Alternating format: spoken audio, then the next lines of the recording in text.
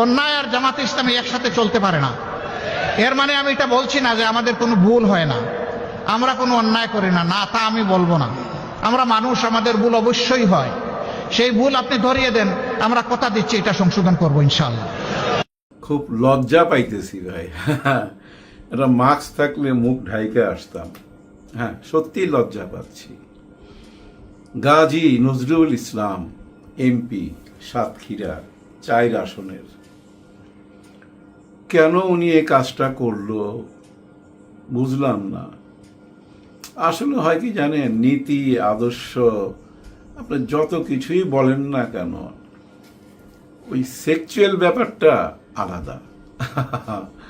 ওই জায়গাটায় মানুষ নিজেকে ঠিক রাখতে পারে না, কিন্তু ঠিক রাখতে হবে, দায় দায়িত্বের ব্যাপার আছে তো, তাই না? আমি যৌবনে যা কিছু করছি এই বয়সে এসে তা করতে পারবো, করা উচিত না। সীমা লঙ্ঘনকারীকে আল্লাহ পছন্দ করে না। তো দেখেন ভাই ব্রাদার, আমি সিনেমার মানুষ, হ্যাঁ, আমি অতটা সুফি হইতে পারবো না যে অন্যদেরকে গুনাহগার মনে হবে। হ্যাঁ, এতটা সুফি মানুষ আমি না। জীবনে অনেক গুনাহ করছি, সেটা বইটা শেষ করতে পারুম না, কিন্তু উপরওয়ালা একজন আছে, উনি তো দেখছে। হ্যাঁ, উনি সব কিছু দেখে। আমার মনে হয় উনি তাদেরকে ক্ষমা কইরা দেয় যারা ধরা খায় না। হ্যাঁ, যারা ধরা খায় না।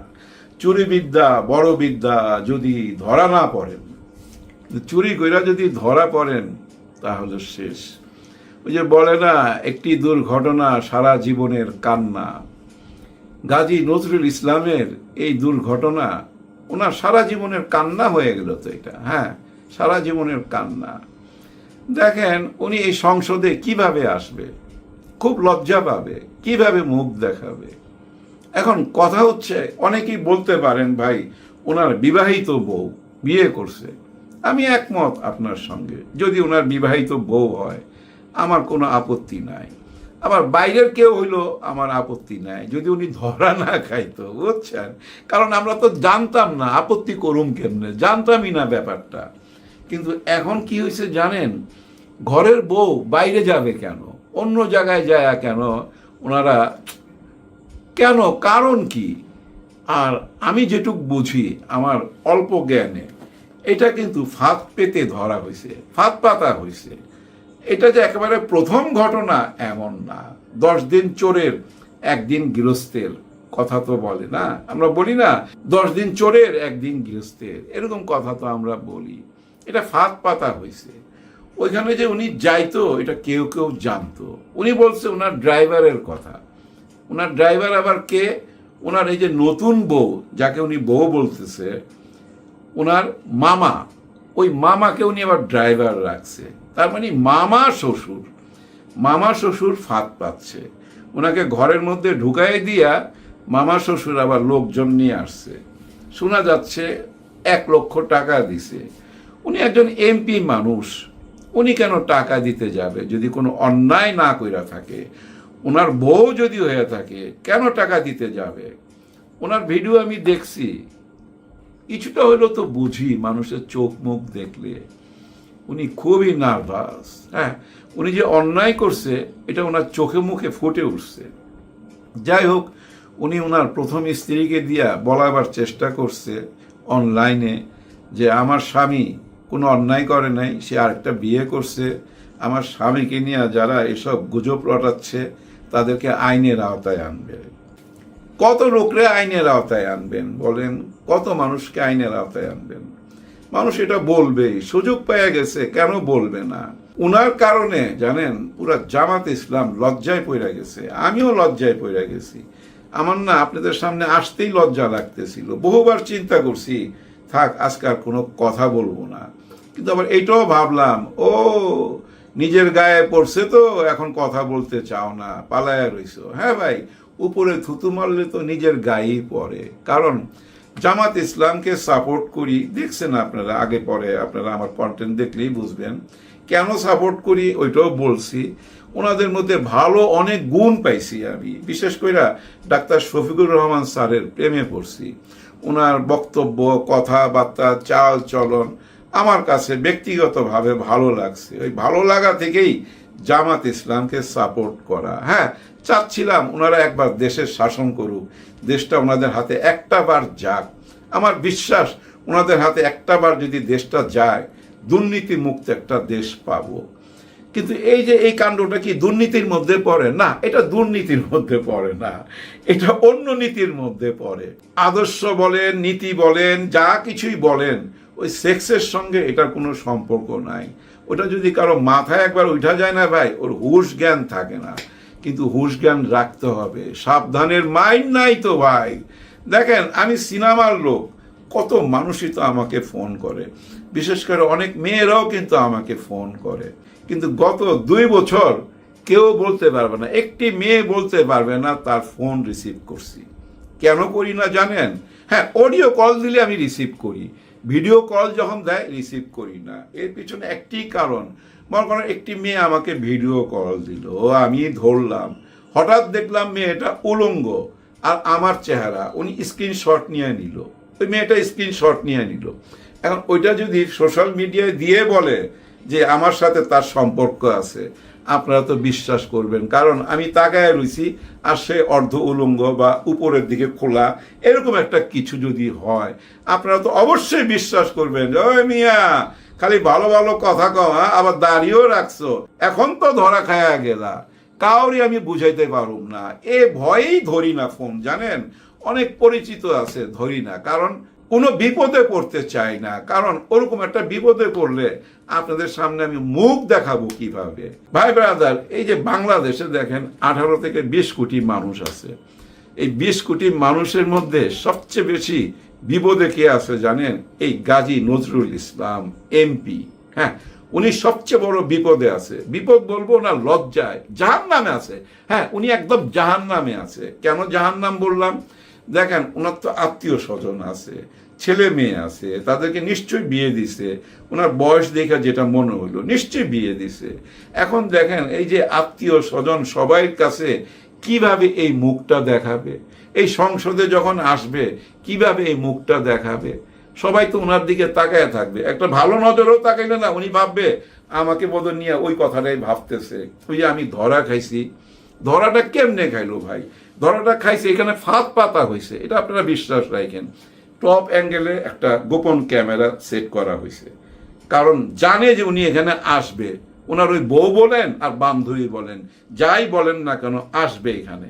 এই রুমে উনি আসা যাওয়া করেন বলেই ওই গোপন ক্যামেরা সেট করা হয়েছে।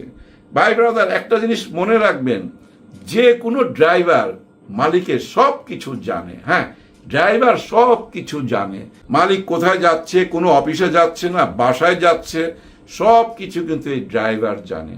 ড্রাইভারের কাছ থেকে আর লুকানো যায় না, ওই ড্রাইভারই কিন্তু এই কাজটা করছে। উনি একজন এমপি মানুষ, ওনার যদি সৎ সাহস থাকতো, সঙ্গে সঙ্গে উনি থানায় ফোন করতো, যাই পুলিশ আসেন তাড়াতাড়ি, আমাকে এখানে বিপদে ফেলছে কিছু লোক, আমার বউকে নিয়ে আমি সময় কাটাইতে আসছি, ওরা আমার সঙ্গে বেয়াদবি করতেছে, আপনারা তাড়াতাড়ি আসেন। একজন এমপির ফোন পায় ভাই, পুলিশ তো দৌড়ের উপরে আসতো, দৌড়ায় আসতো ভাই, গাড়ি না থাকলে পায়ে দৌড়ায় চলে আসতো না ভাই? নিশ্চয়ই আসতো। কিন্তু উনি তো কোনো থানায় ফোন করে নাই, উনি ওদের সঙ্গে সমঝোতা কইরা 1 লক্ষ টাকা কেন দিতে গেল? কারণ কি? আমার বউরে নিয়ে আমি এখানে বসছি, আরাম করতেছি বা ফুর্তি করুম, আপনাকে আমি কেন টাকা দেবো? ওই সৎ সাহসটা ওনার মধ্যে ছিল না। আমি ভিডিও দেখছি ভাই, ওনার চেহারা দেখে আমি বুঝা ফেলাইছি ওনার ভিতরে এই সৎ সাহসটা ছিল না। আরে গাজী সাহেব, আজকে আপনার কারণে দেখেন আমরা সবাই লজ্জিত। হ্যাঁ, সবাই লজ্জিত। বিয়েই যখন করছেন, ঘরের বাইরে আসার দরকার ছিল কি? ওই মগবাজারের কোনো একটা জায়গায় যে ধরা খাইলেন, ওইখানে আসার কি দরকার ছিল? আপনি তো বিয়ে করছেন মিরপুরে, শ্বশুর বাড়িতে চলে যেতেন। শ্বশুর বাড়িতে গেলে তো আপনাকে না করতো না, নাকি প্রেম কইরা বিয়ে করছেন, ভাগায় নিয়ে বিয়ে করছেন, কিছুই জানি না। উল্টা পাল্টা সমস্ত কথা শোনা যাচ্ছে। কিন্তু যত কথাই যে যা বলুক না কেন, আমি যেটা বুঝছি সেটা আপনাদের সঙ্গে শেয়ার করতেছি ভাই। উনি অন্যায় করছে, এখন এই অন্যায় সাজা কি? নিশ্চয়ই ওনাকে জামাত ইসলাম থেকে অবশ্যই বহিষ্কার করা উচিত। হ্যাঁ, অবশ্যই বহিষ্কার করা উচিত। উনি কিন্তু রোকন এই জামাত ইসলামের, অনেক চেষ্টা করে এই জায়গায় আসতে হয়। একজন রোকন হওয়া কিন্তু সাধারণ ব্যাপার না, কিন্তু এই অসাধারণ কাজটা কইরা আজকে উনি কোথায় গেল, একেবারে ভাই নিচে পড়া গেল, একেবারে মাটিতে পড়া গেল। উনি কিন্তু আর কোনোদিন উঠা দাঁড়াইতে পারবে না। এখন উনি যে বয়সে আছে, এই বাকি জীবনটা ওনাকে জাহান্নামে থাকতে হবে। মনের ভিতরে একটা জাহান্নাম তৈরি হবে। আফসোস করতে করতে না ওনার জীবনটা চলে যাবে। হ্যাঁ ভাই, বাকি জীবনটা শুধু আফসোস করবে, কেন আমি এই কাজটা করলাম। আজকে ওনার একার কারণে, ওনার কারণে আজকে পুরো জামাতে ইসলাম লজ্জায় পড়ে গেছে ভাই। হ্যাঁ, আমরা যারা জামাতকে নিয়ে কথা বলি তারাও কিন্তু লজ্জায় পড়ে গেছি। কি করুম ভাই, কিছু করার নাই। তবে একটা কথা বলি, এটা একটা মানুষের কাজ, হাতের 5 আঙ্গুল কিন্তু সমান হয় না ভাই, সমান হয় না। ভাই ব্রাদার দেখেন, আমি যদি কারো দিকে আঙ্গুল তুলি, হ্যাঁ, ওই যে উনি অপরাধী, উনি পাপী, দেখেন এই 3টা আঙ্গুল কিন্তু আমার নিজের দিকে, বুঝতে পারছেন? যার জন্য প্রথম বললাম যে এতটা সুফি হইতে চাই না যে সবাইকে গুনাহগার মনে হয়। উনি একা গুনাহ করছে, ওনার গুনাহ উনি ভোগ করবে, আল্লাহর কাছে ওনাকে জবাবদিহি করতে হবে। আর ওনার যদি বিবাহিত বউ হয়, নিশ্চয় উপরওয়ালা ওনাকে ক্ষমা করবে, কিন্তু সাধারণ জনগণ ক্ষমা করতে পারবে না। কারণ একটাই, যে উনি এই বিয়েটা করছে এই জুন মাসে, মানে গত মাসে বিয়ে করছে, তার মানে এমপি হওয়ার পর বিয়ে করছে। শোনা যাচ্ছে এই মেয়েটি ওনার কাছে আসছিল চাকরির জন্য, একটা চাকরির ধান্দায় আসছিল ওনার কাছে। এমপি সাহেব চাকরি দিয়ে দিবে, তারপর ওই পরিচয় থেকে বিয়ে পর্যন্ত গড়াইছে, যেটা উনি দাবি করতেছে যে বিয়ে করছে। বিয়েটা তো ভাই লুকানোর জিনিস না, এটা গোপন করার কোনো ব্যাপার না। আপনি আগেই প্রচার করে দিতেন। ভাই ব্রাদার, আজকাল এমন এমন ক্যামেরা বাইরেছে, গোপন ক্যামেরা। এই যে শার্টের বুতামটা দেখতেছেন না, এই শার্টের বুতামের মতো, আপনি টেরই পাবেন না। আমার শার্টের বুতামের দিকে আপনার তাকাবেন না, কারণ শার্টের বুতামের দিকে তাকাইবার কি আছে, অথচ এটা ক্যামেরা। এরকম ব্যাপার হয়ে গেছে তো ভাই। আধুনিক যুগ, প্রযুক্তি আগায় গেছে বহুদূর। একজন এমপি তো সবই জানার কথা, এগুলো জানার কথা তো। উনি শিক্ষিত মানুষ, জ্ঞানী মানুষ, কিন্তু ওই যে বললাম, সেক্সের কাছে ভাই জ্ঞান ট্যান কিছুই কাজে লাগে না। মাথা নষ্ট হয়ে যায়, তো যখন মাথায় উঠে না, মাথা নষ্ট হয়ে যায়। যার জন্য আমার মনে হয় ওনার মাথা নষ্ট হয়ে গেছে। এখন উনি বিশ্বাস করাইতে পারতেছে না মানুষকে, যেটা আমার বউ, আমার বউ। উনি বলতেছে কিন্তু কেউ বিশ্বাস করতে চাচ্ছে না। যেভাবে মামুনুল হক সাহেবের ব্যাপারটা আজও কিন্তু আলোচনা হয়, উনিও কিন্তু গোপনে বিয়া করছিল। ওই যে 501 নম্বর রুমে নিয়ে গেছিল নারায়ণগঞ্জে, নিজের বউকে নিয়ে গেছিল, গোপন বউ। কিন্তু মানুষ দেখেন এটা আজও বিশ্বাস করতেছে না। অনেকে এখনো ওই ব্যাপারটা নিয়ে কথা বলে। ঠিক গাজী নজরুল ইসলাম সাহেব, আপনার এই ব্যাপারটা আপনি মৃত্যুর আগ পর্যন্ত মুছতে পারবেন না। বিদায়ের আগে শুধু এইটুকুই বলবো, সবাই সাবধান হন, সাবধানে চলবেন। কারণ একজন মানুষ কিন্তু একা না, তার একটা সংসার থাকে, ছেলে মেয়ে থাকে, আত্মীয় স্বজন থাকে। আর গাজী সাহেবের তো একটা দল আছে, জামাত ইসলামের মতো একটা দল। কতটা দায়িত্ব ওনার উপরে, দায়িত্বহীন একটা কাজ করছে। যাই হোক, একজনের কারণে সবাইকে দোষী ভাবা যাবে না, একজনের কারণে সবাইকে অপরাধী ভাবাটাও কিন্তু একটা অপরাধ। আসেন আমরা এতটা সুফি না হই যেন সবাইকে গুনাহগার মনে হয়। আর বেশি কথা বললাম না, যদি অন্যায় কোনো কথা বলে থাকি ক্ষমার চোখে দেখবেন। সবার জন্য সবাই দোয়া করবেন, আল্লাহ যেন কাউকে এরকম বিপদে না ফেলে।